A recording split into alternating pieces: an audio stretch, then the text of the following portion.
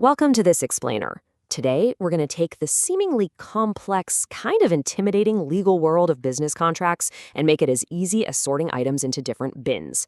Seriously, if you've ever felt totally overwhelmed by legal jargon, take a breath. We're looking at the Indian Contract Act of 1872, and we're breaking down exactly how contracts are classified.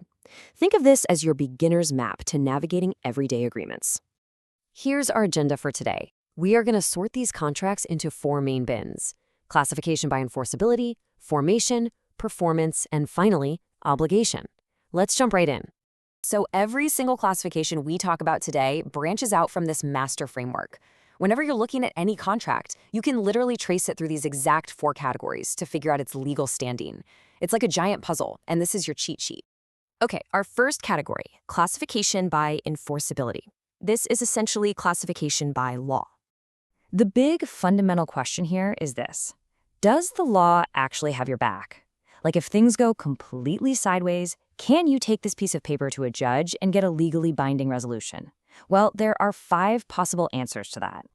And here are those 5 possibilities. A contract can be valid, void, voidable, illegal, or unenforceable. Now, if your agreement has all the right ingredients, an offer, acceptance, lawful consideration, it's a valid contract. Boom, done. But there are 4 very specific ways an agreement can fail to hold up in court. Let's break those down, starting with a pretty common scenario. First up, the voidable contract. The crucial thing to remember here is consent. If you were pressured or maybe even threatened into signing something, the contract might look perfectly legal on paper, but because you didn't give your free consent, it's voidable. That means the ball is in your court. You have the legal power to step away and void it, or you can choose to accept it. It's entirely up to you. Now, this next one is really fascinating. A completely valid, totally legal contract can suddenly become void, meaning absolutely invalid, because of some unpredictable event that happens after you sign. The legal term for this is supervening impossibility. Imagine you sign a contract while you're perfectly healthy, but then you suffer a severe mental disability. Or maybe the government suddenly changes its policies, making your business activity completely impossible. In that exact moment, your perfectly valid contract just becomes legally void. Also, we need to clear up a super common mix-up. People use illegal and unenforceable interchangeably all the time, but they are very different. An illegal contract involves something strictly against the law, right? Like weapons trafficking or dealing drugs. The courts will absolutely never support that.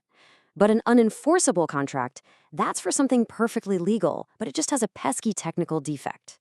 Maybe you missed a required signature or forgot a stamp.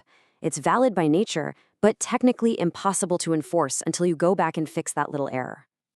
Moving right along to bit number 2, classification by formation, or simply put, how the contract is actually formed. Instead of looking at whether a judge will enforce the contract, now we're looking at exactly how the two parties came to an agreement. Basically, how did this contract come to life? There are 2 primary ways this happens. An express contract is the obvious one. It's stated super clearly either out loud or in writing, like your standard employment agreement. But an implied contract? You enter into those without speaking a single word. Think about just handing over your bus fare.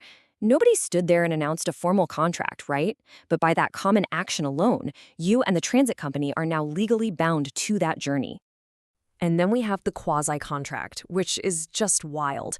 In a quasi-contract, you might not have intentionally entered a legal agreement at all. Say a delivery driver messes up and you accept a shiny new product that you never actually ordered. Well, if you decide to keep it and use it, you still have to bear the legal consequences and pay for it. The law literally imposes a contract on you after the fact just to prevent you from unfairly benefiting at someone else's expense. All right, on to bin number 3, classification by performance. This one is all about the status of completion.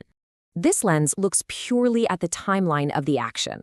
We don't care how it was formed anymore. We just want to know where we are in the physical process of doing what we promised to do. Have the parties actually done the work yet? It really boils down to a simple comparison. If you buy a car off the lot, hand over the cash, and drive away, the job is completely done. That's an executed contract. But let's say you pre-order a custom car that's going to be manufactured and delivered in 3 months. The gears are still turning, right? The process is ongoing. That makes it an executory contract. And finally, our 4th sorting bin, classification by obligation, where we measure the balance of promises. This category tracks the balance between the two parties at any given second. Basically, who owes what to whom right now, who has done their part, and who is still on the hook. A unilateral contract is a one-sided start. Think back to that bus fare example. You pay the ticket first, so you've completely fulfilled your promise. Now you just wait, because the bus company owes you a ride. Contrast that with a bilateral contract, which is a simultaneous swap. Imagine a property registration, where Party A hands over 15 lots, and at that exact same moment, Party B transfers the land ownership documents. Both parties are performing their obligations at the exact same time.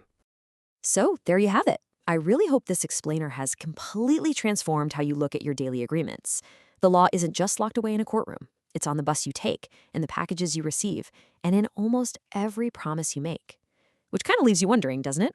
Just how many invisible, legally binding contracts are you going to enter into today without even realizing it?